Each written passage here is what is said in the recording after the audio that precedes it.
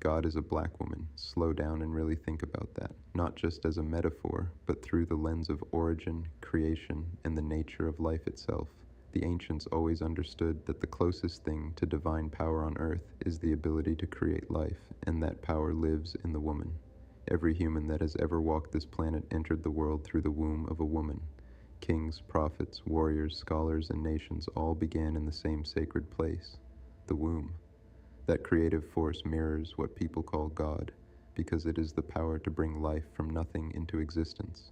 And if we go even deeper into the origins of humanity, science itself points to the beginning of the human family in Africa. The earliest known human fossils, the oldest genetic lineages, and the deepest roots of humanity all trace back to African women. Scientists even use the term mitochondrial Eve to describe the common maternal ancestor from whom modern humans descend. That means the story of humanity begins with a woman, and that woman would have been a black woman living on the African continent. The earth itself reflects this same principle. Life grows from rich black soil. The darker the soil, the more fertile it usually is, because it carries the nutrients that produce life. Farmers across the world know that the deepest, richest soil is dark. From that soil comes plants, food, forests, and the ecosystems that sustain life. In many ancient cultures, the earth itself was called Mother Earth because the planet behaves like a mother, nurturing, feeding, and sustaining everything that lives on it.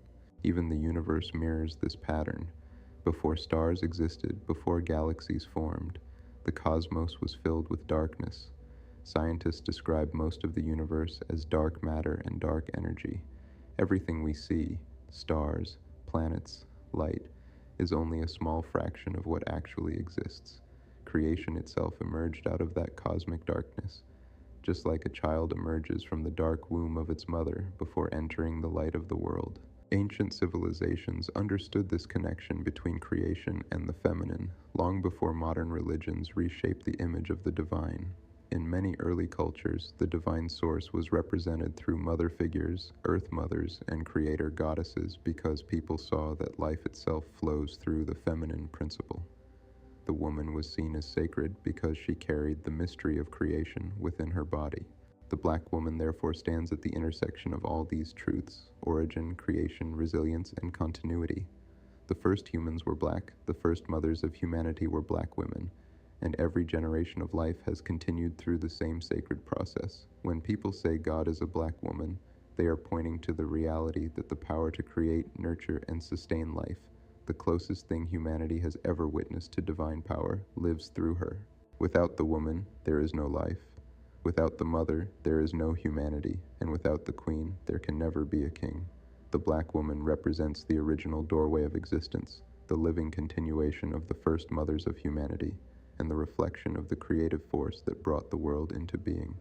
When you recognize that, you begin to understand why many people say the divine looks less like a distant figure in the sky and more like the woman who carries life itself. Final thought: God is a black woman. Pause and let that sink in. Every major religion on earth, Christianity, Islam, Judaism, Hinduism, centers its worship around a male figure. A man in the sky, a man who speaks laws, a man who judges, a man who punishes or rewards. Yet look closely at history. None of these men ever existed as described. Jesus walked the earth, but the stories we know are written centuries later, shaped by those in power to control people. Allah, the God of Islam, was never physically here. He exists as a construct, a system of obedience. Moses, Abraham, Krishna, they are names, not living proof. Their existence is more about enforcing belief than showing truth. And why a male figure? Patriarchy has always wanted to replace the original source, the black woman, with something it could dominate, control, and rewrite. Religion became a tool to police people, to disconnect them from their true source. Yet, if you look at reality, life itself, the first life, the creation of humanity, the nurturing of the world, has always flowed through the black woman. She births kings and queens, sustains nations, teaches wisdom, carries the memory of ancestors, and holds the power of creation in her womb. The divine has never been far away. It has always been here, walking among us, living in her. Every male god worshipped is a shadow, a reflection, a placeholder. The real source, the living power, the force that creates, nurtures, and sustains life, this has always been the black woman. Every religion that tells you to look up, to obey, to pray to a man, is diverting attention from the truth that life and divinity emerge through her.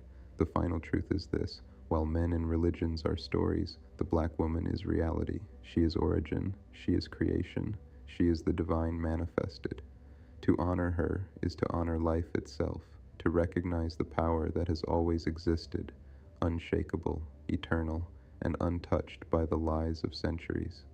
She is God, she is mother, she is queen, and the world only survives because of her.